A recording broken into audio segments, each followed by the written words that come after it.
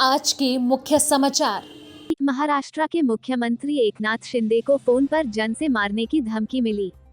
गुजरात चुनाव में सभी पार्टियां जोर लगा रही, आपके चुनाव में बड़े बड़े वादे की सौगात। केंद्रीय मंत्री नितिन गडकरी ने बयान देते हुए कहा कि हमारा देश धनवान, जनता गरीब। नवी मुंबई में के साई प्रसाद 4 मंजिला इमारत गिरने से एक व्यक्ति की मौत, कई दबे होने की आशंका। मुंबई, महाराष्ट्र से एक बड़ी खबर सामने आई है। मीडिया रिपोर्टों के मुताबिक राज्य के सीएम एकनाथ शिंदे को जान से मारने की धमकी मिलने की बात सामने आ रही है। बताते हैं कि ये धमकी उन्हें फोन कर दी गई है। इस खबर से राज्य का खुफिया तंत्र सक्रिय हो गया है। कहा जा रहा है कि महाराष्ट्र के मुख्यमंत्री को आत्मघाती विस्फोट से उड़ाने की साजिश की जा रही है। बताते हैं कि गुप्तचर विभाग ने बताया था, इससे पहले करीब 1 माह पूर्व शिंदे को जान से मारने की धमकी से भरा पत्र, एक लेटर आया था। अब इस संदर्भ में जान से मारने की धमकी देने वाला फोन भी आया है। हालांकि ये सब कुछ सूत्रों के हवाले से ही कहा जा रहा है, लेकिन मामला राज्य के सीएम से जुड़ा होने के कारण इस मामले में पूरी संवेदनशीलता बरतने की बात कही जा रही है। इससे पहले महाराष्ट्र में सरकारी कर्मचारियों के लिए एक नया आदेश आया है। अब कर्मचारियों के हेलो बोलने पर रोक लगा दी गई है। उसकी जगह पर अब वंदे मातरम कहना होगा। एकनाथ शिंदे सरकार ने इसके लिए नया अध्यादेश भी जारी कर दिया है। महाराष्ट्र सरकार ने शनिवार को एक सरकारी प्रस्ताव जारी किया है, जिसमें सरकारी और सरकारी वित्त पोषित संस्थानों में काम करने वाले सभी कर्मचारियों के लिए नागरिकों से कॉल के समय हेलो के बजाय वंदे मातरम का उपयोग करना अनिवार्य कर दिया गया है। सामान्य प्रशासन विभाग द्वारा जारी प्रस्ताव में कहा गया है कि अधिकारी उनसे मिलने आने वाले लोगों में भी वंदे मातरम का अभिवादन के रूप में प्रयोग करने के लिए जागरूकता पैदा करेंगे। इससे पहले शिंदे के मंत्री ने अगस्त में कहा था, अब नमस्ते हेलो को विदा करने का समय आ गया है। अब वंदे मातरम कहना होगा। मुंबई, गुजरात में आगामी विधानसभा चुनाव को लेकर पार्टियां अपना जोर लगा रही हैं। इस बीच आम आदमी पार्टी चुनाव प्रचार में दावों के साथ बड़े बड़े वादे भी कर रही है। इसी क्रम में पार्टी संयोजक और दिल्ली के सीएम अरविंद केजरीवाल ने शनिवार को चुनावी सभा में यह वादा किया है कि अगर उनकी पार्टी की सरकार गुजरात में बनती है तो नर्मदा का पानी कच्छ जिले के हर हिस्से तक पहुंचाया जाएगा।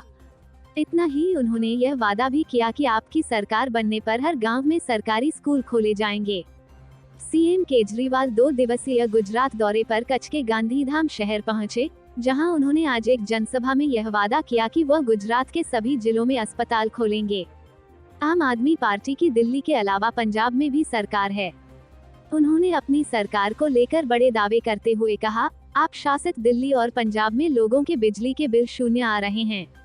यह गुजरात में भी किया जा सकता है, लेकिन बीजेपी मुझे यह कहकर मेरा अपमान करती है कि मैं रेवड़ियां बांट रहा हूं।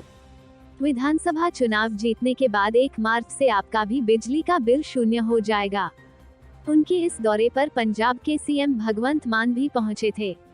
मान ने कहा कि पंजाब में 74 लाख परिवारों के पास बिजली का मीटर है और इनमें से 50 लाख का बिल शून्य आता है। वहीं उन्होंने दिल्ली सरकार की उपलब्धियां गिनाते हुए कहा, दिल्ली के सरकारी विद्यालयों के विद्यार्थी गरीब परिवारों से हैं और वे मेडिकल और इंजीनियरिंग में दाखिला ले पा रहे हैं। वे अच्छी नौकरी मिलने पर अपने परिवार को गरीबी से बाहर निकालेंगे, लेकिन मैंने ऐसा सुना है कि कच्छ में बीजेपी सरकार सरकारी स्कूलों को बंद कर रही है।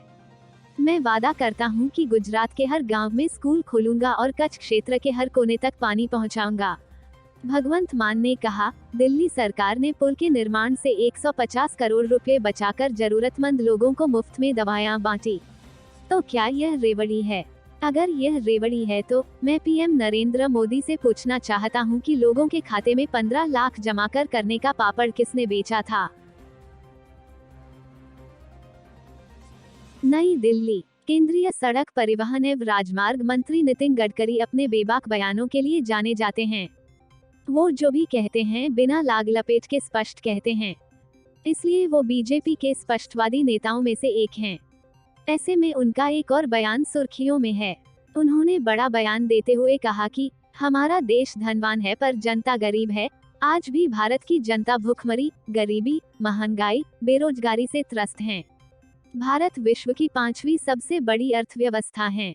इसके बावजूद देश की जनसंख्या भूखमरी, गरीबी, महंगाई, बेरोजगारी, जातिवाद और अस्पृश्यता का सामना कर रही है, जो कि देश की प्रगति के लिए ठीक नहीं है।